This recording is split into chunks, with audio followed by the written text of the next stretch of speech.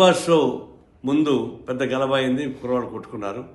దానికి కేసులు పెడతామని చెప్పి సజ్జనార్ లాంటి వాళ్ళు వచ్చి ఆర్టీసీ బస్సులు చెడగొడతామని చెప్పి కేసులు పెడతా ఉన్నారు. నేను సూటిగా అడిగేది ఏంటంటే, ఆ బిగ్ బాస్ షో అనేది ఒక అరాచకమైనటువంటి షో. దాన్ని పర్మిషన్ ఇవ్వడం కరెక్ట్ కాదు. దానిలో ఏదైనా ప్రైజ్ వచ్చిందని చెప్పేసి అని, ఆ ప్రైజ్ వస్తే వాళ్ళు కొట్లాడుకున్నారని, దాన్ని బస్సులు పగలు కొట్టారని చెప్పేసి అని ఈ సజ్జనార్ కేసు పెడుతున్నారు.